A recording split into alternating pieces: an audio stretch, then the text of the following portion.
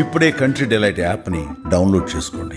Download the country delight app now. ప్రస్తుతం మనతో పాటు లైవ్ కాల్లో అందుబాటులో ఉన్నారు జై భారత్ పార్టీ వ్యవస్థాపక అధ్యక్షులు, అలాగే మాజీ సిబిఐ జేడి లక్ష్మీనారాయణ గారు. ఒకసారి ఆయనతో మాట్లాడదాం. అసలు యుద్ధం ఆగిందా, జరుగుతోందా? ఇండియాకి పాకిస్తాన్కి మధ్యన ఏం జరుగుతోంది? ఎవరెవరో ఎంటర్ అయ్యి ఏదేదో మాట్లాడుతున్నారు. అసలు ఏం జరుగుతుంది అనే దాని మీద ఎవ్వరికీ కూడా క్లారిటీ లేదు. ఒక్కసారి మనం లక్ష్మీనారాయణ గారితో మాట్లాడితే అందరికీ కూడా క్లారిటీ వచ్చేస్తుంది. సార్ నమస్తే అండి. నమస్తే నిరుపమ్ గారు. సార్ అసలు ఏం జరుగుతోంది? యుద్ధం ఆగిపోయింది, సీజ్ ఫైర్ అని చెప్పేసి ఇద్దరి మధ్యన ఒప్పందం అయిందని చెప్తున్నారు.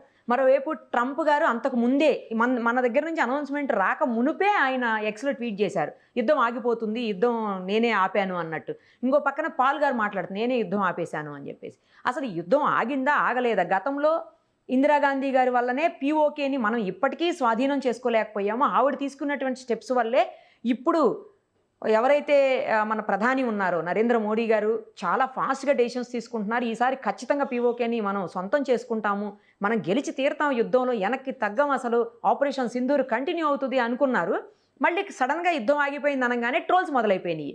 అప్పట్లో ఇందిరాగాంధీ గారే బాగా చేశారు, మోడీ గారు భయపడిపోయారు, మోడీ గారికి ఏం అసలు చేత కావట్లేదు, ఇలా మధ్యలో అర్ధాంతరంగా యుద్ధం ఆపేశారు, ఎంతోమంది సింధూరాన్ని బలి చేశారు, ఇలా రకరకాలైనటువంటి ట్రోల్స్ మొదలైనవి. అసలు యుద్ధం ఆగిందా, ఆగలేదా? ఎందుకంటే మన సైనికుల నుంచి కానీ లేకపోతే మన విదేశాంగ శాఖ మంత్రి నుంచి కానీ ఏది క్లారిటీగా రావట్లా. ఇంకోవైపు ఏమో వాళ్ళు వచ్చేసరికి పాకిస్తాన్ వాళ్ళు మాకు భయపడిపోయి భారత్ యుద్ధాన్ని ఆగిపేసింది, వాళ్ళే ఆపుకున్నారు అని చెప్పి వాళ్ళు చెప్తున్నారు. అసలు ఏం జరుగుతుంది, ఏంటి? సామాన్యులకి ఏమి అర్థమయ్యేటువంటి పరిస్థితి లేదు సార్. జరుగుతుందా యుద్ధం, జరగదా? జరిగితే ఒకవేళ ఎక్కడ జరుగుతుంది? ఈ సరిహద్దుల్లో అలాగే కంటిన్యూ అవుతుందా? ఎందుకు ఆపేశామంటున్నారు? అసలు పాక్ ఇండియా విషయంలో అమెరికా అధ్యక్షుడు ఎందుకు దూరాడు? ఎవరికి ఏం అర్థం కావట్లేదు. మీరు చెప్పండి సార్, అందరికీ క్లారిటీ వస్తుంది. ప్రపంచ పటం మారింది. ప్రపంచంలో కూడా ఒక దేశం మీద ఇతర దేశాల మీద ఆధారపడిన తత్వం పెరిగిపోయింది మధ్యలో. అంటే మనం గతంలో పోలిస్తే గతంలో రాష్ట్రాలు, దేశాలు వారి యొక్క ఉత్పాదన, వారి యొక్క ప్రొడక్షన్, వారి ప్రజలు వీరితో మాత్రమే అక్కడికే కన్ఫైన్ అయ్యింది. కానీ ఎప్పుడైతే లిబరలైజేషన్, గ్లోబలైజేషన్ అనేవి వచ్చాయో అప్పుడు ఏమైందంటే ప్రపంచం అంతా కూడా ఒకరి మీద ఒకరు ఆధారపడడం మొదలైంది. అందువల్ల ముఖ్యంగా వాణిజ్య సంబంధాలు కావచ్చు, ఎకనామిక్ డెవలప్మెంట్ కావచ్చు, ఇది ముఖ్యంగా ప్రధానమైన పాత్ర పోషించి ఇప్పుడు భూభాగాలను ఆక్రమించుకోవడం, లేకుంటే యుద్ధాలు చేయడం, వీటికన్నా అందరం కలిసి ఎలాగ అభివృద్ధి చెందుదామన్న మార్గంలో ప్రపంచం ముందుకు వెళుతోంది. అందువల్ల ఎప్పుడైనా కూడా ఈ యుద్ధాలు అన్న వాటిని నివారించే ప్రయత్నాలు జరుగుతుంటాయి. సో ఇప్పుడు మనం చూసుకుంటే ఈ ఏప్రిల్ 22న జరిగిన సంఘటన, ఆ తర్వాత భారతదేశం ప్రత్యుత్తరం ఇచ్చిన ఇది. భారతదేశం ఎప్పుడు కూడా మేము టెర్రరిజం కి అగేన్స్ట్ గాని మేము ఉగ్రవాదానికి వ్యతిరేకమని మాట్లాడుతుంటారు. పాకిస్తాన్ ప్రజలకు గాని వ్యతిరేకం కాదు, ఉగ్రవాదానికి వ్యతిరేకమని. అప్పుడు మనం వారి మీద సెలెక్టెడ్ టార్గెట్స్ అంటే 9 ప్రాంతాల్లో 21 టార్గెట్స్ మీద మనం స్ట్రైక్స్ చేయడం జరిగింది. ఆ తరువాత దానికి పాకిస్తాన్ స్పందించి వాళ్ళు మన లైన్ ఆఫ్ కంట్రోల్ మీద ఉన్న అనేక ప్రాంతాలలో ఆర్టిలరీ షెల్లింగ్ చేయడం వల్ల అందులో సుమారుగా 15 మంది మన ప్రజలు ప్రాణాలు పోగొట్టుకున్నారు. ఒక 45 నుంచి 50 మంది గాయపడ్డారు. దీనికి మళ్ళా రిప్లైగా భారతదేశం ఏం చేసిందంటే ఎందుకంటే ఇది మిలిటరీ చేసింది కాబట్టి, అప్పుడు టెర్రరిస్టులు చేశారు కాబట్టి టెర్రరిస్టుల మీద మనం స్ట్రైక్ చేసాం. ఇప్పుడు మిలిటరీ మన మీద చేసింది కాబట్టి మిలిటరీ యొక్క ఏవైతే ఎస్టాబ్లిష్మెంట్స్ ఉన్నాయో వాటి మీద స్ట్రైక్స్ చేయడం జరిగింది. సో ఆ విధంగా ఇక పాకిస్తాన్ మొదలుపెట్టింది. అంటే ఉత్తర ప్రత్యుత్తరాలు జరిగాయి. ఆ తరువాత ఎప్పుడైతే 2 న్యూక్లియర్ దేశాల మధ్య ఈ విధంగా విభేదాలు రావడం అన్నది ప్రపంచంలో మొదటిసారి. ఇంతకు ముందు ఎప్పుడు కూడా 2 న్యూక్లియర్ వెపన్స్ ఉన్న దేశాలు కొట్టుకోలేదు. అంటే ఫర్ ఎగ్జాంపుల్ చైనా, భారతదేశం చూసినా ఇంతకు ముందు మీరు చూసుకుంటే 2018 తర్వాత గల్వాన్ లో జరిగిన ఇవన్నీ చూసుకున్నా కూడా అక్కడ కూడా 2 న్యూక్లియర్ పవర్స్ ఉన్న 2 దేశాలు. ఇప్పుడు చూసుకుంటే పాకిస్తాన్ మరియు భారతదేశం, ఇవి కూడా 2 న్యూక్లియర్ పవర్స్. కాబట్టి ప్రపంచం ఎక్కడా కూడా న్యూక్లియర్ వెపన్స్ అన్నవి వాడపడకూడదు అన్నది ఒకటి. ఎందుకంటే దాని విధ్వంసం చాలా ఎక్కువగా ఉంటుంది. అందుకనే ఈ విధంగా భారత పాకిస్తాన్ మధ్య ఈ ఉత్తర ప్రత్యుత్తరాలు మొదలవగానే అనేక దేశాలు మేము మధ్యవర్తిత్వం చేస్తామని ముందుకొచ్చి, మీరు చూసుకుంటే ఖతార్ కావచ్చు, లేకుంటే సౌదీ అరేబియా కావచ్చు, లేకుంటే అమెరికా కావచ్చు. సో ఈ దేశాలన్నీ కూడా మేము వీటిని ఎస్కలేట్ చేయకండి, డీఎస్కలేట్ చేయండి, మీరు కూర్చొని మాట్లాడండి అని చెప్పిన సందర్భాలు చాలా ఉన్నాయి. సో ఇటువంటి పరిస్థితులలో మరి ఏ నిర్ణయం తీసుకోవాలన్నది చాలా ముఖ్యం. ముఖ్యంగా మీరు మాట్లాడినట్టు ట్రంప్ గారు కూడా మొదటి నుంచి భారతదేశం పహల్గావ్ జరిగిన సంఘటన ఏదైతే ఉందో దానికి భారతదేశం సెల్ఫ్ డిఫెన్స్ చేసుకోవచ్చు అని ఆయన మాట్లాడారు. తర్వాత ఒక 2 రోజులకి భారత్ పాకిస్తాన్ ఈ రెండు కూడా మాకు స్నేహపూరితమైన దేశాలు అన్నారు. ఆ తరువాత మళ్ళా ఆయన స్ట్రాంగెస్ట్ కంట్రీస్ అని అన్నాడు ఆయనే మళ్ళా. స్ట్రాంగెస్ట్ కంట్రీస్ కావాలంటే ఈ రెండిటికి నేను మధ్యస్థిత్వం చేస్తానని కూడా ఆయన మాట్లాడారు. అవును అవును. అదే విధంగా వైస్ ప్రెసిడెంట్ జే వాన్స్ గారు కూడా మాట్లాడడం జరిగింది. సో ఈ విధమైన పరిస్థితులలో ఇప్పుడు ఏం చేయాలి అని ఆయన మొన్న ట్వీట్ చేయడం జరిగింది. సరే. ట్వీట్ చేసిన తర్వాత మేము మాట్లాడాము, ఎందుకంటే వాళ్ళ సెక్రటరీ ఆఫ్ స్టేట్ రూబియో గారు కూడా మన ఎక్స్టర్నల్ అఫైర్స్ మినిస్టర్ వారితో కాంటాక్ట్ లో ఉన్నారు. ఆ తర్వాత భారతదేశం కూడా ఇంటర్నేషనల్ లెవెల్లో పాకిస్తాన్ యొక్క ఉగ్రవాదాన్ని మనం తీసుకెళ్ళాం. సరే. ఇవన్నీ జరిగిన తర్వాత పాకిస్తాన్ యొక్క డైరెక్టర్ జనరల్ మిలిటరీ ఆపరేషన్స్ వారు మన director general of military operations తో మాట్లాడి వారు ఇక 5 గంటలకు సీజ్ ఫైర్ చేయాలి అన్న ఒక నిర్ణయం తీసుకున్నాము, మేము ముందున్నాము అని చెప్పేసి అంటే మన వాళ్ళు కూడా స్పందించి 5 గంటల నుంచి దీన్ని మొదలు పెడదాము అన్నది. కానీ మళ్ళా 2-3 గంటల్లోనే పాకిస్తాన్ మళ్ళా ఈ విధమైన కవ్వింపు చర్యలకు మొదలుపెట్టింది. ఈ మధ్యలో ఏంటంటే చైనా యొక్క భూమికి ఒకసారి మనం చూడాలి. చైనా ఎక్కడ కూడా ఇంతవరకు ఓపెన్ గా మాట్లాడలేదు. కానీ మొట్టమొదటిసారిగా ఈ సీజ్ ఫైర్ ప్రకటనలు వచ్చిన తర్వాత చైనా వారు మాట్లాడారు ఏంటంటే పాకిస్తాన్ యొక్క సార్వభౌమత్వానికి ఎక్కడైనా ఇబ్బంది కలిగితే మేము చైనాతో ఉంటామని వాళ్ళు మాట్లాడారు. ఆ తర్వాత ఈ కవ్వింపు చర్యలు మొదలయ్యాయి. దాని ముందు ఒక్కసారి మీరు చూసుకుంటే ఇంటర్నేషనల్ మానిటరీ ఫండ్ లో పాకిస్తాన్ కి వాళ్లకు 2.5 బిలియన్లు ఇవ్వకండి అని చెప్పి భారతదేశం చాలా గట్టిగా పోరాటం చేసింది. అవును సార్. గట్టిగా ఆర్గ్యుమెంట్స్ జరిగాయి. కానీ చివరికి భారతదేశం ఆ ఓటింగ్ నుంచి బయటికి కూడా వచ్చేసింది, అంటే వినట్ల. సో ఫైనల్ గా 2.5 బిలియన్ US$ పాకిస్తాన్ కి ఇవ్వడం జరిగింది. అంటే ఇప్పుడు ఎలా ఉంటుందంటే చైనా ఎప్పుడు కూడా పాకిస్తాన్ కు మాక్సిమం వెపన్స్ సప్లై చేసేది చైనా. యుద్ధ విమానాలు కావచ్చు, డ్రోన్లు కావచ్చు, లేకుంటే గన్స్ కావచ్చు, ఇవన్నీ కూడా చైనా నుంచి ప్రధానంగా వస్తాయి. ఎప్పుడైతే ఒక సుమారు 20,000 కోట్ల రూపాయలు చైనాకు IMF నుంచి వస్తుంది అంటే ఎప్పుడు కూడా చైనా ఎలా ఉంటుందంటే తన వ్యాపారం ఎలా పెంచుకోవాలని చూస్తుంది. దానికి ఒక చిన్న ఉదాహరణ ఇస్తాను. నరేంద్ర మోడీ గారు మన యోగా డే గురించి ఆయన విస్తృతంగా ప్రయత్నాలు చేశారు రాగానే. ఆ తర్వాత సుమారుగా 140 దేశాలు యోగా డే జరపడానికి తర్వాత యునైటెడ్ నేషన్స్ లోనే ఆమోదం తెలపడం జరిగింది. ఇది ఇలా ఉంటే చైనా ఎలా ఆలోచిస్తుందంటే ఇన్ని దేశాలు యోగా చేసుకోవాలంటే వాళ్ళకు యోగా మ్యాట్లు కావాలి. కాబట్టి వాళ్ళు 2 ఫ్యాక్టరీలు పెట్టారు అక్కడ చైనా. దేనికి? యోగా మ్యాట్లు తయారు చేయడానికి. అంటే వాళ్ళు ఏ సందర్భం చూసినా ప్రపంచంలో తమ వ్యాపారం ఎలా ఉంటుంది అన్నదానికి అదొక ఉదాహరణ. అదే విధంగా ఇప్పుడు $2.5 బిలియన్ పాకిస్తాన్ కి వచ్చాయంటే ఇప్పుడు జరుగుతుంది యుద్ధం. కాబట్టి దీనిలో మనం ఏ విధంగా వాళ్ళ దగ్గర నుంచి దీన్ని సంపాదించుకోవచ్చు అన్న విషయంలో వెంటనే వాళ్ళ స్టేట్మెంట్ ఇవ్వడం జరిగింది. సో ఆ విధంగా జరిగిన తర్వాత ఆ రోజు రాత్రి మళ్ళా నిన్న చూసుకుంటే ఏం పెద్ద ప్రధానంగా ఏమి పెద్ద చర్యలు జరగలేదు. ఈ రోజు మళ్ళా ఇప్పుడు ఒక ఐ థింక్ 11 అయింది, 12 గంటలకు మళ్ళా 2 director generals of military operations వాళ్ళిద్దరూ హాట్ లైన్ లో మాట్లాడుకోబోతున్నారు. ఇది ప్రస్తుతం ఉన్న పరిస్థితి. సీజ్ ఫైర్ అన్నది ఎప్పుడు కూడా ఉంటుంది, ఎందుకంటే ఏదో ఒక చర్చలు, ఏదో ఒక ఐస్ బ్రేకింగ్ కావాలి. ఎందుకంటే యుద్ధాలు మీరు చూసుకుంటే నేను ఇంత ముందు చెప్పినట్టు యుద్ధం మొదలు పెట్టడం సులభం కానీ దాన్ని ఎక్కడ ఆపాలో తెలియదు. ఇప్పుడు మీరు అనుకుంటే యుక్రెయిన్ రష్యా మధ్య 2014 నుంచి చిన్న చిన్నవి మొదలయ్యాయి కానీ గత 2.5 సంవత్సరాల నుంచి ఆ యుద్ధం కొనసాగుతూనే ఉంది. చూడండి, సుమారుగా 17,000 మంది చనిపోయారు అక్కడ. సో ఆ విధమైన పరిస్థితులలో మరి ట్రంప్ గారు ఎంత చెప్పినా కూడా మళ్ళా ఈ సీజ్ ఫైర్ టాక్స్ అన్నవి జరుగుతాయా జరగవా అన్న ఒక దీంటి సంభ్రమంలోనే ఉన్నాం. కాబట్టి ప్రపంచంలో ఏ యుద్ధాలు తీసుకున్నా right from World War I నుంచి తీసుకున్నా కూడా ఎక్కడో ఒక చోట దీనికి సమాప్తం పలికి చర్చకు ఎక్కడో కూర్చోవాలి అన్నది ఒక విషయం ఎప్పటి నుంచో జరుగుతోంది.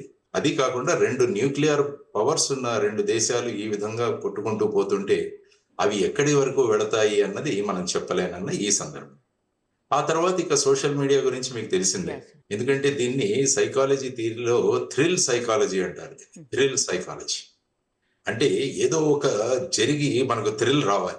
అంటే ఇప్పుడు ఫర్ ఎగ్జాంపుల్ అభూత కల్పనలు ఉన్న సినిమాలు చూసినా కూడా మనం చాలా ఉత్తేజితులు అవుతాం. అంటే ఆ థ్రిల్ వస్తుంది మనకి. తర్వాత జనరల్ గా చాలా మందికి వార్ మాంగరింగ్ సైకాలజీ కూడా, అంటే యుద్ధం రావాలి మనం చూడాలి అన్న సందర్భంలో. సో వీరు ఏం చేశారంటే ఈ సోషల్ మీడియా లో విపరీతమైన ట్రోలింగ్ మీరు చెప్పినట్టు మొదలు పెట్టారు. ఈవెన్ మన విక్రమ్ మిస్త్రీ గారి నుంచి కూడా అతి దారుణంగా ట్రోలింగ్ జరిగింది. ఆయన అయితే పాపం ఆయన అకౌంట్ ఆయనే స్టాప్ చేసేసుకున్నారు సార్, సీజ్ చేసుకున్నాడు ఆయన అకౌంట్ ఆయన. అంటే ఏమైందంటే ఈ విధమైన పరిస్థితులు ఉంటాయన్నమాట. అంటే సోషల్ మీడియా వచ్చాక ప్రతి ఒక్కరికి వాక్ స్వాతంత్రం ఉందని చెప్పేసి ఏదైనా మాట్లాడొచ్చు. ఇంకా ప్రాచుర్యం పొందడానికి ఎంత తిడితే అంత మేము ఫేమస్ అవుతాం అన్నది ఒక కొత్త కాన్సెప్ట్. సో ఆ విధంగా చూసుకుంటూ పోతుంటే పాపం విక్రమ్ మిస్త్రీ గారిని ట్రోల్ చేస్తే ఈవెన్ ఐఏఎస్ ఐపీఎస్ అసోసియేషన్ కూడా మేము మీతో ఉన్నాము అని చెప్పి వారు ప్రకటన చేయడం జరిగింది. ఆ తర్వాత మీరు చూసుకుంటే, ఎందుకంటే మిస్త్రీ గారు తన సొంత అభిప్రాయాలను అక్కడ ఏం వ్యక్తం చేయట్లేదు, ఆయన వ్యక్తం చేస్తుంది ప్రభుత్వం యొక్క అభిప్రాయాలని. ఆయన వచ్చి ఒక స్పోక్స్ పర్సన్ గా ఆయన మాట్లాడుతారు. సో ఈ విధంగా ఇద్దరు, వ్యోమికా సింగ్ కావచ్చు, ఈ అమ్మాయి కురేషి కావచ్చు, వీరు కూడా ప్రభుత్వం యొక్క విధానాలను, ఆర్మీ విధానాలను వాళ్ళు ప్రజలకు తెలియజేయాలి. లేకుంటే టీవీ ఛానల్స్ లో రకరకాల వార్తలు వస్తుంటాయి కాబట్టి నిజం ఏంటి సత్యం ఏంటి అని తెలియడం కూడా చాలా ముఖ్యం. సో ఆ విధంగా వాళ్ళు మాట్లాడుతున్నారు. సో ఇప్పుడు మీరు అన్నట్టు 1971 కంపారిజన్ జరుగుతుందని మీరు అన్నారు. 1971 కంపారిజన్ అంటే మనం బంగ్లాదేశ్ లిబరేషన్. యాక్చువల్ గా బంగ్లాదేశ్ యుద్ధం అన్నది ఆల్మోస్ట్ 6 నెలల పూర్వం మొదలైంది. అప్పుడు శామ్ మానిక్ షా గారని, he was the general of Indian army. ఇప్పుడు ఇందిరాగాంధీ గారు వారిని పిలిచి వెంటనే మనం బంగ్లాదేశ్ లోకి వెళ్ళాలి అంటే ఆయన నేను వెళ్ళను అన్నారు. ఎందుకంటే బంగ్లాదేశ్ కు వెళ్ళడానికి చాలా మనం సిద్ధం అవ్వాలి ఇప్పుడు. ఎందుకంటే చాలా నా ఆర్మీ అంతా కూడా వెస్ట్ బెంగాల్ మిగతా రాష్ట్రాల్లో డిప్లాయ్, వీళ్ళందరినీ కూడా నేను పోగు చేయాలి. తరువాత వచ్చేసి ఇది మనము ధాన్యాన్ని అనేక ప్రాంతాలకు పంపించే సమయం కాబట్టి వాటన్నింటినీ ఆపేసి సైనికులను అక్కడ మూవ్ చేయాలి. తరువాత బంగ్లాదేశ్ లో ఇప్పుడు ఈ వర్షం రాబోతుంది, వర్షాకాలంలో మనం వెళ్ళి అక్కడ చిక్కుకుంటామని ఆయన చెప్పి సుమారుగా 6 నెలల తర్వాత అక్కడికి వెళ్ళారు. వెళ్ళిన తర్వాత 14 రోజుల్లో ఆ యుద్ధం ముగిసింది. సుమారుగా 94,000 మంది ప్రిజనర్స్ ఆఫ్ వార్ పట్టుకోవడం జరిగింది. ఆ తర్వాత జరిగింది. అక్కడ ఏంటంటే ముఖ్యంగా బంగ్లాదేశ్ లో అక్కడి ప్రజలు ప్రభుత్వానికి వ్యతిరేకంగా తిరుగుబాటు చేశారు. ముజిబుర్ రెహమాన్ వారి అధ్యక్షతన అక్కడి ప్రజలు వారు తిరుగుబాటు చేశారు. అలా తిరుగుబాటు చేస్తున్న ప్రజలకు మనం వెళ్ళి మద్దతు ఇచ్చాం. అప్పుడు ఏంటంటే అది సులభమైంది మనకి. ఇప్పుడు అదే మీరు పాకిస్తాన్ ఆక్యుపైడ్ కాశ్మీర్ లోకి వస్తే అలాంటి తిరుగుబాటు లేదు. అలాంటి తిరుగుబాటు అన్నది ఓపెన్ గా లేదు. సపోజ్ అలాంటి తిరుగుబాటు వచ్చినప్పుడు మనం వెళ్ళి వాళ్లకు మద్దతు ఇస్తే అప్పుడు ఏమవుతుందంటే దాన్ని తీసుకునే అవసరం. ఇప్పుడు ఏమాత్రం అక్కడ చూసుకుంటే మీరు ఒక్కసారి పిఓకే గురించి ఆలోచిస్తే, యాక్చువల్ గా మనకు హరి సింగ్ గారు ఆ హిస్టరీ తెలుసు మీకు, పిఓకే ఎలా సంభవించిందని. ఆ తర్వాత జనవరిలో మనం యునైటెడ్ నేషన్స్ కి ఈ సమస్యను తీసుకువెళ్ళడం జరిగింది అప్పటి ప్రధాని జవహర్ లాల్ నెహ్రూ గారు. ఆ తర్వాత ఏప్రిల్లో ఒక రిజల్యూషన్ 47 అని ఒకటి పాస్ చేశారు.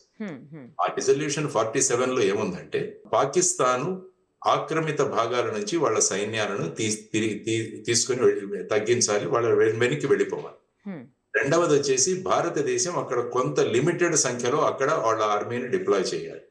మూడవది ఆ ప్రాంతంలో ఒక ప్లెబిసైట్ నిర్వహించాలి, అంటే ప్రజల యొక్క అభిప్రాయం సేకరించి దాన్ని బట్టి నిర్ణయం తీసుకోవాలని జరిగింది. కానీ పాకిస్తాన్ సైన్యాలు అక్కడి నుంచి తప్పుకోలేదు. ఆ తరువాత కరాచీ ఒప్పందం అని జరిగింది. అందులో ఏమైందంటే దీనిని సీజ్ ఫైర్ లైన్ అని డిక్లేర్ చేశారు. ఎక్కడైతే పాకిస్తాన్ సైన్యాలు ఆగిపోయాయో అక్కడ సీజ్ ఫైర్ లైన్. ఆ తర్వాత సిమ్లా అగ్రిమెంట్ తర్వాత దాన్ని ఎల్ఓసి అన్నాం మనం, లైన్ ఆఫ్ కంట్రోల్. ఇది ప్రస్తుతం ఉన్న పరిస్థితి. సో మనం ఆల్రెడీ ఈ రిజల్యూషన్ 47 అన్నది యునైటెడ్ నేషన్స్ లో పెండింగ్ ఉంది. సో మొన్న ఐ థింక్ 2020 సంవత్సరంలో అనుకుంటాను భారతదేశం మా ఫిజికల్ ఎక్స్పాన్షన్ కి మాకు కావాలి అని చెప్పేసి వాళ్ళు ఒక ప్రకటన చేశారు యునైటెడ్. దానికి ముందు మీరు 2019 చూస్తుంటే Jammu and Kashmir reorganisation act చేయడం జరిగింది. అంటే జమ్మూ అండ్ కాశ్మీర్ ని 2 యూనియన్ టెరిటరీస్ గా మార్చడం జరిగింది, జమ్మూ అండ్ కాశ్మీర్, లడాక్. ఆ తర్వాత ఏంటంటే అక్కడ జమ్మూ అండ్ కాశ్మీర్ అసెంబ్లీలో 24 ఎమ్మెల్యే సీట్లు పిఓకే వారికి కూడా రిజర్వ్ చేయడం జరిగింది. 24 సీట్లు. సో ఈ విధమైన పరిస్థితులలో భారతదేశం ఈవెన్ 1994 అనుకుంటాను అప్పుడే డిక్లేర్ చేసింది జమ్మూ అండ్ కాశ్మీర్ అన్నది భారతదేశంలో ఒక అవిభాజ్య భాగం అన్నది స్పష్టం చేశారు. ఇప్పుడు ఈ పిఓకే అన్నది పిఓకే మీరు చూసుకుంటే అందులో 10 రాష్ట్రాలు ఉన్నాయి. ఆ తర్వాత మొన్ననే రీసెంట్ గా గిల్గిట్ బల్టిస్తాన్ అని అదొక ప్రాంతాన్ని వాళ్ళు స్వతంత్రంగా డిక్లేర్ చేసుకున్నారు. అక్కడ కూడా ఒక గవర్నమెంట్ లాగా. ఈ పరిస్థితులలో పిఓకే ప్రస్తుతం ఉంది. సో ఇప్పుడు అందరూ కోరుకునేది ఏంటంటే పిఓకే అన్నదాన్ని మనం ఆక్రమించుకోవాలి అదొకటి. నిన్న ప్రధానమంత్రి మోడీ గారు మాట్లాడుతూ ఏమన్నారంటే భారతదేశానికి ఎవరైతే ఉగ్రవాదులు కావాలో వారిని అప్పజెప్పాలి, తర్వాత పాక్ ఆక్యుపైడ్ కాశ్మీర్ ని వాళ్ళు మాకు తిరిగి ఇవ్వాలి. ఆయన అన్నది తిరిగి ఇవ్వాలి, టెర్రరిస్టులను మాకు అప్పజెప్పాలి. ఎందుకంటే భారతదేశ యుద్ధ నీతిలో నో ఫస్ట్ అటాక్ అన్నది ఉంటుంది భారతదేశం. మనం ఎప్పుడు కూడా ఫస్ట్ అటాక్ చేయము, చేస్తే దానికి రిప్లై ఇస్తాం. ఇప్పుడు వాళ్ళు చేసిన దానికి మనం రిప్లైలు ఇచ్చుకుంటూ వెళుతున్నాం. సో ఇప్పుడు చాలా మంది కోరుకునేది ఏంటంటే ఈ థ్రిల్ సైకాలజీ మరియు వార్ మాంగరింగ్ వాళ్ళంతా కూడా ఇది సరి అయిన అదను పాకిస్తాన్ ఆక్యుపైడ్ కాశ్మీర్ చేసుకోవడానికి అన్నది. ఇప్పుడు ఎప్పటి వరకైతే మనం ఉగ్రవాదానికి వ్యతిరేకంగా పాకిస్తాన్ చర్యలకు ప్రతి చర్యలు చేసుకుంటూ పోతున్నంత వరకు మిగతా దేశాలు ఏమీ మాట్లాడట్లేదు. ఒక భూభాగాన్ని ఆక్రమించుకుంటున్నాము అంటే అప్పుడు టోటల్ జియో పొలిటిక్స్ ఎలా ఉంటాయో మనకు తెలియదు. ఒక్క ఉదాహరణ మీకు ఇస్తాను. చైనా తైవాన్ ని ఆక్యుపై చేసుకోవాలని అనేక సంవత్సరాల నుంచి ప్రయత్నం చేస్తుంది. ఇప్పటికీ తైవాన్ ని తన ఆధీనంలోకి తీసుకోలేకపోయింది. ఎందుకంటే తైవాన్ కి యుఎస్ఏ సపోర్ట్ ఇస్తుంది, అమెరికా సపోర్ట్ ఇస్తుంది. సో ఇప్పుడు చైనా వాళ్ళు ఏం చేస్తారు, ఫర్ ఎగ్జాంపుల్ పిఓకే మీద మేము దాడులు చేయాలంటే వెంటనే చైనా దిగుతుంది. ఎందుకంటే చైనాకు పిఓకే మీద చాలా ఇంట్రెస్ట్ ఉంది. ఎందుకంటే ఇప్పుడు మీరు చూసుకుంటే పాకిస్తాన్ చైనా ఒక మ్యానుఫ్యాక్చరింగ్ హబ్. దాని అక్కడి నుంచి అమెరికాకు గాని మిగతా దేశాలకు పంపించాలంటే వాళ్ళు చుట్టూ సముద్ర మార్గంలోకి వెళ్ళాలి. అదే గనుక ఇప్పుడు పిఓకే నుంచి వాళ్ళు డైరెక్ట్ గా రోడ్ గనక కరాచీ మరియు గోడా అన్న సీపోర్ట్ గనక రోడ్డు వేసుకుంటే డైరెక్ట్ గా ఇండియన్ ఓషన్ కి వాళ్లకు యాక్సెస్ దొరుకుతుంది. మనకి హిల్స్ మౌంటైన్స్ ఈ హిమాలయాస్ కూడా చాలా వరకు ఆపుతాయేమో కదా సార్ పాకిస్తాన్. ఎందుకంటే మీరు పిఓకే ఒక్కసారి చూస్తే మన వైపు నుంచి పిఓకేకి వెళ్ళడం చాలా కష్టం. అదే పిఓకే నుంచి పాకిస్తాన్ నుంచి సులభం. అందుకనే మీరు చూసుకుంటే కార్గిల్ యుద్ధంలో కూడా వాళ్ళు సులభంగా వచ్చి మన పోస్టులను ఆక్యుపై చేయగలిగారు. సో ఆ విధంగా ఇప్పుడు చైనా ఇంట్రెస్టెడ్. ఎందుకంటే చైనా పాకిస్తాన్ ఎకనామిక్ కారిడార్ అని ఒకటి ఏర్పాటు చేస్తున్నారు. పిఓకే మార్గంగా రూట్లు తయారు చేసి ఫైనల్ గా కరాచీ గ్వదార్ పోర్ట్లకు వెళ్లి అక్కడ నుంచి చైనా యొక్క మ్యానుఫ్యాక్చరింగ్ అంతా కూడా షిప్స్ లో పంపించాలన్నది వాళ్ళ ఇంట్రెస్ట్. అదే విధంగా బెల్ట్ అండ్ రోడ్ ఇనిషియేటివ్. ఎందుకంటే పిఓకే ఉందంటే అటు ఆఫ్ఘనిస్తాన్ వైపు మనం వెళ్ళొచ్చు, ఏషియాకు కూడా ఒక బ్రహ్మాండమైన మార్గం దొరుకుతుంది. సో వీటన్నిటి మీద చైనా ఆర్థిక వాళ్ళ చాలా ఇంట్రెస్ట్ ఉంది వాళ్ళు దాని మీద. సో ఎప్పుడైతే మనం పిఓకే మీద ఒక భూభాగాన్ని ఆక్రమించుకునే విధంగా వెళతామంటే అప్పుడున్న జియో పాలిటిక్స్ మారుతాయి. దేశాలు ఏ విధంగా స్పందిస్తాయి అన్న దాంట్లో కూడా మనకు గ్యారంటీ లేదు. ఇప్పటి వరకు ఉగ్రవాదం మీద చర్యలు తీసుకున్నంత వరకు ఎవరు మాట్లాడట్లేదు. తర్వాత పాకిస్తాన్ మిలిటరీ చేస్తున్న వాటి మీద మనం రిప్లై ఇస్తుంటే ఎవరు మాట్లాడట్లేదు. ఎక్కడ కూడా భూభాగాన్ని ఆక్రమించుకోవడం అన్న ఇది ఎక్కడా లేదు. ఎప్పుడైతే పిఓకేని మేము తీసుకుంటాము అంటే ఏమవుతుందంటే అప్పుడు మొదలవుతాయి మిగతా విషయాలు. సో వీటన్నిటి మీద ఆలోచించి ఆచితూచి అడుగులు వేయాల్సిన అవసరం. ఎందుకంటే ఇప్పటికే మన డిఫెన్స్ బడ్జెట్ లో 37% మనం జమ్మూ అండ్ కాశ్మీర్ మీద ఖర్చు పెడుతున్నాం. సో ఇప్పుడు ఇంకా ఇది మొదలైందంటే అయిపోతుంది. ఎందుకంటే ముఖ్యంగా మనం చేయాల్సింది ఏంటంటే పిఓకేలో పాకిస్తాన్ కి విరుద్ధంగా జరుగుతున్న ఏవైతే ఆందోళనలు ఉన్నాయో వాటిని మనం ఎన్కాష్ చేసుకోవాలి. ఆ తరువాత మన కశ్మీర్ అసెంబ్లీ ఏదైతే ఉందో అందులో పిఓకే గవర్నమెంట్ ఇన్ ఎగ్జైల్ అని మనం కశ్మీర్ లో ఒక గవర్నమెంట్ ప్రారంభించాలి. ముందు చూసుకుంటే ఎల్టీటీ గవర్నమెంట్ ఇన్ ఎగ్జైల్ అని వాళ్ళు యూరోప్ లో ఉండేది. ఈ యాంటోనీ బాలసింగం అని ఆయన ఈ యూస్ టు హెడ్. సో అటువంటిది ఒకటి ఏర్పాటు చేయాలి. తరువాత ఏదైతే ఈ పాకిస్తాన్కి వ్యతిరేకంగా ఏవైతే ఉద్యమాలు జరుగుతున్నాయో వాటన్నిటికీ కూడా మనం ఇంటర్నేషనల్ లెవెల్లో సపోర్ట్ ఇవ్వాలి. ఓకే. ఫర్ ఎగ్జాంపుల్ బలూచిస్తాన్ ఉంది ఇప్పుడు. బలూచిస్తాన్ కూడా పాకిస్తాన్ కన్నా చైనా చాలా ఇంట్రెస్టెడ్ అక్కడ. ఎందుకంటే వాళ్ళ బెల్ట్ అండ్ రోడ్ ఇనిషియేటివ్ అంతా కూడా బలూచిస్తాన్ లో వెళుతుంది. ఇప్పుడు మీరు చూసుకుంటే బలూచిస్తాన్ లిబరేషన్ ఆర్మీ చైనా 8 మంది ఇంజనీర్లను చంపేసింది రీసెంట్. అవును సార్. కాబట్టి చైనా వాళ్ళు దిగుతారు అక్కడ రంగంలోకి. ఓహో. సో ఇటువంటి కాంప్లికేటెడ్ పరిస్థితులు మనకు పిఓకేలో ఉన్నాయన్నమాట. సో వీటన్నిటిని ఆలోచించి భారతదేశం స్ట్రాటజిక్, అందుకనే నరేంద్ర మోడీ గారు కూడా పాకిస్తాన్ పిఓకేని రిటర్న్ చేయాలి అన్నారు. ఉగ్రవాదుల్ని రిటర్న్ చేయాలి. మొన్న మీరు చూస్తే నేను కొన్ని రోజుల ముందు ఒక ట్వీట్ ఇచ్చాను. ఆ ట్వీట్ లో కూడా నేను చేసింది ఇదే. ఉగ్రవాదులైన దావూద్ ఇబ్రహీం గాని, మౌలానా మసూద్ అజర్ గాని, హఫీజ్ సయ్యద్ గాని, లఖ్వీ గాని వీరిని భారతదేశానికి అప్పచెప్పాలి. ఎందుకంటే పాకిస్తాన్ మీద మనం ప్రెషర్ తెచ్చినా వాళ్ళు ఏమంటారంటే వీళ్ళు మా దేశంలో లేరు, మేము చంపేస్తాం. కానీ వాళ్ళు అటువంటి చర్యలు ఏమీ తీసుకోరు. వాళ్ళు వెంటనే ఏం చేస్తారంటే వాళ్ళు మనకు చెప్పేస్తారు కానీ వాళ్ళు అక్కడే ఉంటారు. అందుకనే మేము సూచించింది ఏంటంటే వాళ్ళని ఫిజికల్ గా మనకు అప్పచెప్పాలి. భారతదేశ చట్టాలను బట్టి ఇక్కడ వాళ్ళ మీద మనం కోర్టులో కేసులు నడిపి వారికి మీద శిక్షలు విధించాలి. అదొకటి. తర్వాత పిఓకేని రిటర్న్ చేయాలి. ఆ తర్వాత ముఖ్యంగా మీరు చూసుకుంటే ఈ FATF financial action task force లో పాకిస్తాన్ ని గ్రే లిస్ట్ లోకి తీసుకురావాలి.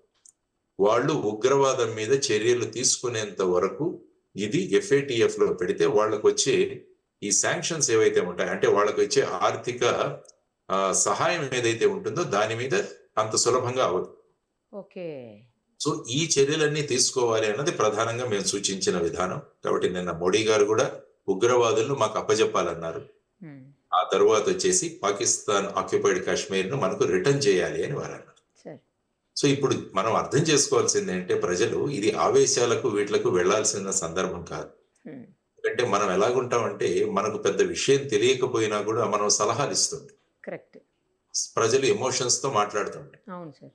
ఎక్కడైనా ఈ T20 మ్యాచ్లు జరుగుతున్నప్పుడు అప్పట్లో జరిగినప్పుడు సచిన్ తెందూల్కర్ అవుట్ అవగానే ఇక్కడ చూస్తున్న వాళ్ళు చాలా మంది ఆ షాట్ ఆడకుండా ఉండాల్సింది, దాన్ని పక్కకు డిఫ్లెక్ట్ చేసి ఉండాల్సింది, దాన్ని డిఫెన్స్ గా ఆడాల్సింది.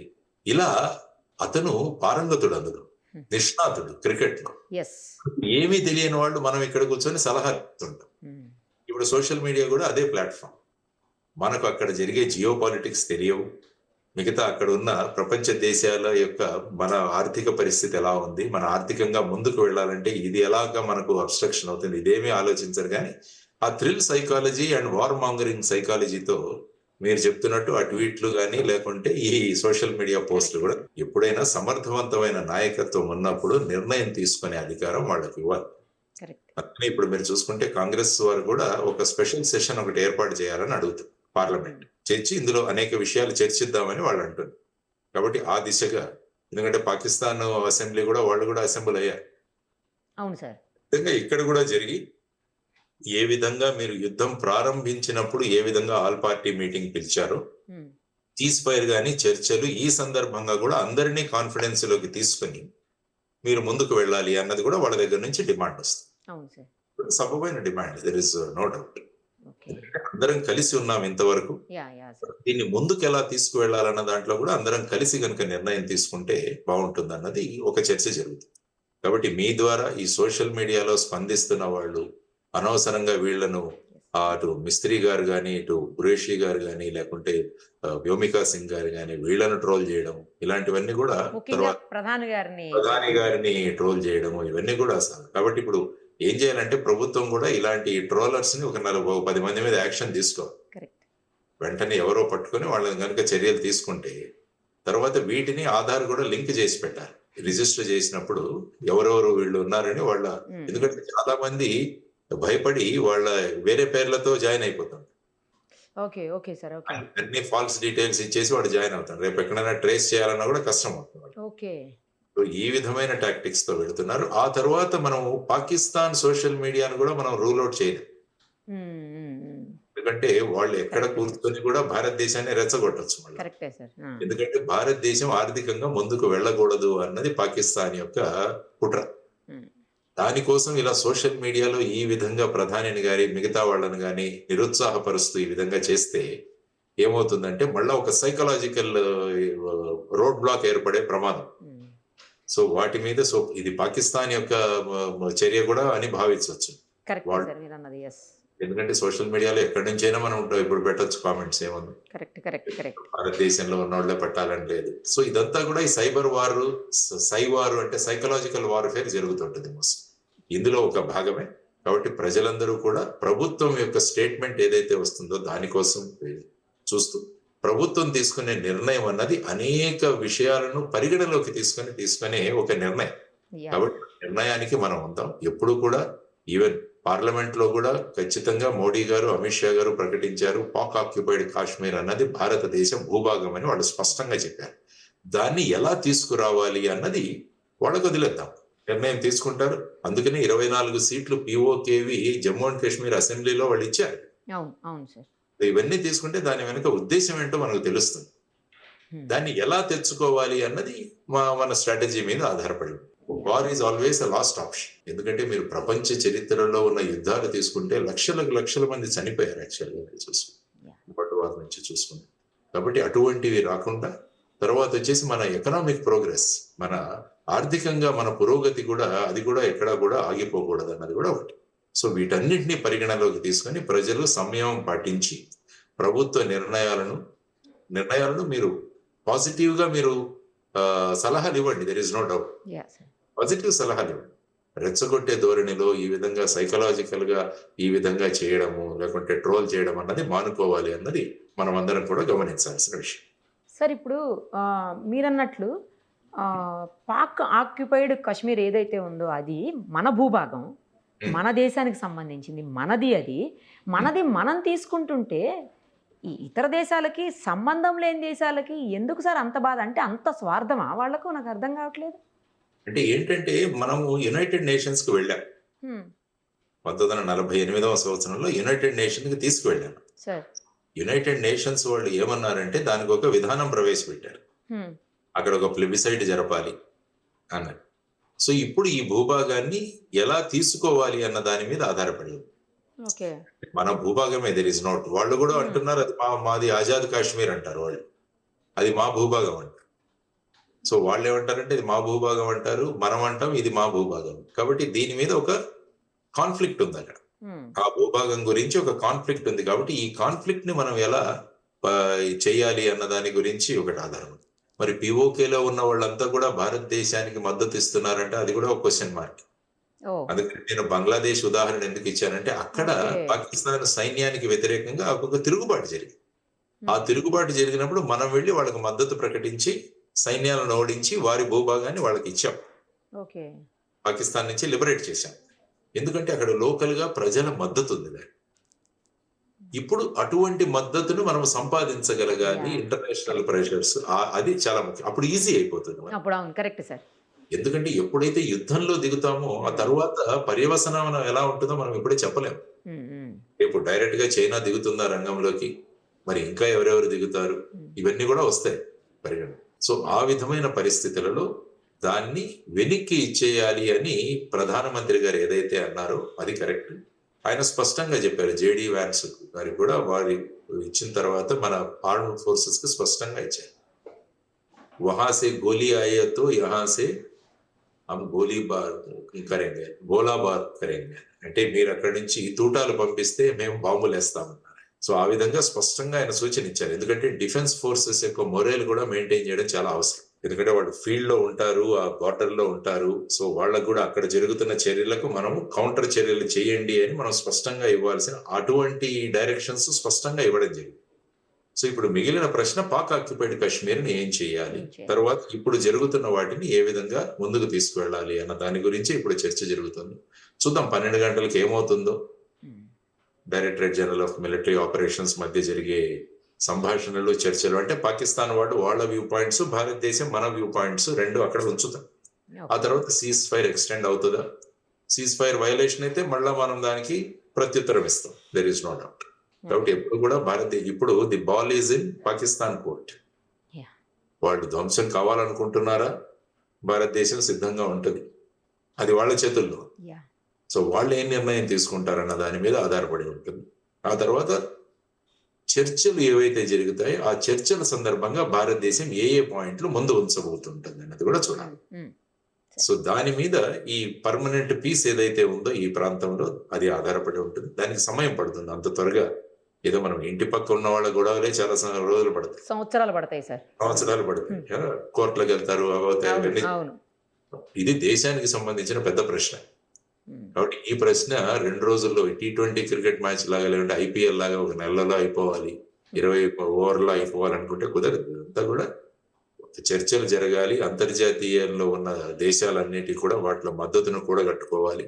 ఆ తర్వాత లోకల్ ప్రజల యొక్క మద్దతును కూడా మనం కూడా కరెక్ట్ సార్, కట్టుకోవాలి. కరెక్ట్. ఎందుకంటే అక్కడ ఉగ్రవాద కార్యక్రమాలు చాలా జరుగుతున్నాయి. అక్కడ వాళ్ళు బేసిక్ గా POK ఉన్న ప్రజలను చాలా మందిని యాంటీ ఇండియన్ గా తయారు చేసి పెట్టున్నారు వాళ్ళు ఆల్రెడీ, వాళ్ళ యొక్క ఉనికి కోసం. ఓకే. వాళ్ళను మళ్ళా బ్రెయిన్ వాష్ చేసి మనం వాళ్ళను మళ్ళా మన సైడ్కి తెచ్చుకోవాలి. దానికి ప్రభుత్వం చేయాల్సింది ఏంటంటే కశ్మీర్ను బ్రహ్మాండంగా డెవలప్ చేయాలి. ఎస్. ఎప్పుడైతే కశ్మీర్ ప్రాంతం బ్రహ్మాండంగా అభివృద్ధి చెందుతుందో అదే ప్రక్రియలో ఉన్నాం మనం. అప్పుడు ఏమవుతుందంటే ఇక్కడ ఈర్ష్య మొదలవుతుంది POKలో ఉన్న వాళ్ళకి. వాళ్ళు ఇంత చక్కగా ఉన్నారు, మనం భారతదేశంలో వెళ్ళిపోతే బాగుంటుంది కదా అన్న ఒక్క బీజాన్ని మనం నాటాలి. అప్పుడు ఏమవుతుందంటే మనకు ఏ విధంగా బంగ్లాదేశ్ లో విప్లవం జరిగిందో ఆ విధంగా అక్కడ కూడా వాళ్ళు ఉద్యమిస్తున్నప్పుడు అప్పుడు మనం వాళ్ళకి సపోర్ట్ చేస్తే దాన్ని ఈజీగా మన భూభాగంలో కలుపుకోవడానికి ఆస్కారం. కాబట్టి ఈ విధమైన గేమ్ ప్లాన్ అన్నది భారతదేశం అమలు చేయాలన్నది మనం అనుకుంటున్న విషయం. సార్, ఇప్పుడు 1971లో వార్ జరిగినప్పుడు 1,00,000 మంది పైగా చనిపోయారు అని అంటున్నారు. నిజమేనా సార్? అది సోషల్ మీడియాలో వైరల్ అవుతుంది, కరెక్టేనా? లక్ష కాదు, సుమారుగా 15 లక్షల దాకా. ఎందుకంటే 6 నెలలు జరిగింది. 1,00,000 మంది సైనికులే చనిపోయారు అని అంటున్నారు సార్, నిజమా? యాక్చువల్ గా మనం పట్టుకుంది సుమారుగా 94,000 మంది సైనికులను మనం తీసుకున్నాం. ఓ, అక్కడ ఏంటంటే పాకిస్తాన్ జులుం చెలాయించింది. ఓకే. పాకిస్తాన్ జులుం చెలాయించింది, అక్కడ ప్రజలను చంపేసింది. సుమారుగా 1.5 మిలియన్ చనిపోయారని నేను అక్కడ చదివాను. చాలా మంది ఇటువైపు వచ్చేసారు. బంగ్లాదేశ్ ఈస్ట్ పాకిస్తాన్ వదిలేసి ఇటు సైడ్ భారతదేశానికి వచ్చిన వాళ్ళు, నార్త్ ఈస్ట్ కి వెళ్ళిపోయిన వాళ్ళు చాలా మంది ఉన్నారు. ఈ విధంగా చూసుకుంటే భారతదేశం అక్కడ ఉన్నది 14 రోజులు. 14 రోజులు భారతదేశం తర్వాత పాకిస్తాన్ సైన్యాలకు యుద్ధం జరిగింది. Okay sir, okay. సో అందులో కూడా నష్టాలు జరిగాయి, దెర్ ఇస్ నో డౌట్. భారతదేశ సైన్యం ముందు నిలవలేక వారు సరెండర్ అయిపోయారు. అప్పుడు ఈస్ట్ పాకిస్తాన్ అంటే బంగ్లాదేశ్, ఇప్పుడు బంగ్లాదేశ్ పరిస్థితి చూస్తున్నాం మనం ఏంటో. మళ్ళీ వాళ్లే భారతదేశానికి విరుద్ధంగా మాట్లాడుతున్నారు. ఇది కూడా మళ్ళా Pakistan game plan. Okay. Pakistan China game plan ఇదంతా కూడా. ఎందుకంటే భారతదేశ చుట్టూ ఉన్న పరిసరాలను ఈ విధమైన గేమ్ ప్లాన్ తో భారతదేశానికి వ్యతిరేకంగా తయారు చేయాలన్నది వాళ్ళ గేమ్ ప్లాన్. ఈవెన్ శ్రీలంక చూసినా కూడా ఆ విధంగా తయారు చేసే ప్రయత్నాల్లో ఉన్నారు వీళ్ళంతా. సో ఇది కూడా మనం జాగ్రత్తగా హ్యాండిల్ చేయాలి. బికాస్ ఫస్ట్ మనం ఇంటి చుట్టుపక్కల ఉన్న వాళ్ళని మన ఫేవర్ గా తెచ్చుకోవాలి. ఆ తర్వాత ఇంటికి గెలిచి రచ్చగెలవంటారు. కాబట్టి ఇంట గెలిచి రచ్చగెలవంటారు. కాబట్టి ముందు మన దగ్గర ఉన్న వాళ్ళందరినీ కూడా మన దీంట్లో తీసుకోవాల్సిన అవసరం ఉంది. ఆ విధంగా మన ప్రధానమంత్రి గారు కానీ, విదేశాంగ వ్యవహారాల మంత్రి కానీ వాళ్ళు ముందుకు తీసుకెళ్తున్నారు దేశాన్ని. సో ఆలోచించి వాళ్ళకు మద్దతుగా ఉందాం. కాబట్టి ఈ ట్రోలింగ్స్ ఇవన్నీ ఆపి ప్రభుత్వ నిర్ణయాలకు మనం మద్దతునిస్తూ ముందుకు వెళదామన్నది నా సూచన. ఎగ్జాక్ట్లీ సార్, చాలా కరెక్ట్గా చెప్పారు. చాలా విషయాల్ని స్పష్టంగా చెప్పారు. ఎందుకు POKని స్వాధీనం చేసుకునే పరిస్థితులు ప్రజెంట్ మనకు లేవు, ఎలాంటి సిచ్యుయేషన్స్లో చేసుకోగలుగుతాము, అసలు ఏం జరిగితే ఏం జరుగుతుంది, మొత్తం అంటే ప్రభుత్వ నిర్ణయం ఏం తీసుకుంటే ఏం జరుగుతుంది అనేది కూడా క్లియర్గా చెప్పారు సార్. గిల్గిట్ బల్టిస్తాన్ అనేది ఒక మంచి ఆపర్చునిటీ సార్. గిల్గిట్ బల్టిస్తాన్ లో కూడా వాళ్ళు పాకిస్తాన్ తో రాజీ లేరు. ఓకే. కాబట్టి అక్కడ ఉన్న దాంట్లో అక్కడ ఉన్న వాళ్ళు, అందుకనే అంటున్నాను నేను, అక్కడ ఒక POK గవర్నమెంట్ ఇన్ ఎక్సైల్ అని మన వాళ్ళు మొదలు పెట్టారు. ఓకే. ఒక అజ్ఞాతంలో ఉన్న POK గవర్నమెంట్ అని చెప్పి ఇక్కడ మొదలు పెట్టారు. అక్కడ ఉన్న మన సింపథైజర్స్ ఇక్కడ తీసుకొచ్చి వాళ్ళని కూర్చోబెట్టాలి ఆ గవర్నమెంట్ లో. అంటే అక్కడ ఉన్న వాళ్ళకి ఆశ చిగురిస్తుంది, ఓహో ఇండియాలో కూడా మన వాళ్ళు ఉన్నారు, అక్కడ మన గవర్నమెంట్ వస్తే బాగుంటుంది కదా అని ఒక కోరికను మనం వాళ్ళలో బీజం నాటాలి. కరెక్ట్ సార్, కరెక్ట్ చెప్పారు. అప్పుడు ఏమంటే కశ్మీర్ డెవలప్మెంట్ చూసి అక్కడ యువతరం కూడా మనం గనక భారతదేశంలోకి వెళ్ళిపోతే మనం కూడా అంత చక్కగా అభివృద్ధి చెందుతామన్న భావాలు వచ్చి వాళ్ళు కూడా మన సైడ్కి వస్తారు. సో ఈ విధంగా వాళ్ళందరినీ కూడా మన సైడ్ తీసుకుంటే యుద్ధం లేకుండానే వాళ్ళని మనం తీసేసుకోవచ్చు. ఆ విధమైన స్ట్రాటజీ అయితే ఉంటుందని నా అభిప్రాయం. పర్ఫెక్ట్ చెప్పారు సార్. థ్యాంక్ యూ సార్, చాలా క్లారిటీగా చెప్పారు. నాకు తెలిసి ఈ వీడియో చూస్తే ఉన్న డౌట్స్ అన్నీ క్లియర్ అయిపోతాయి సార్. మన ఇండియాకి పాకిస్తాన్కి మధ్యన ఏం జరిగింది, ఏం జరుగుతుంది, యుద్ధం ఆగిందా ఆగలేదా, అసలు అన్ని డౌట్స్ క్లారిఫై అయిపోతాయి sir. Thank you sir, thank you so much. Thank you. Suman టీవీలో మీ పర్సనల్ అండ్ బిజినెస్ ప్రమోషన్స్ కోసం కింది నెంబర్కి కాంటాక్ట్ చేయండి.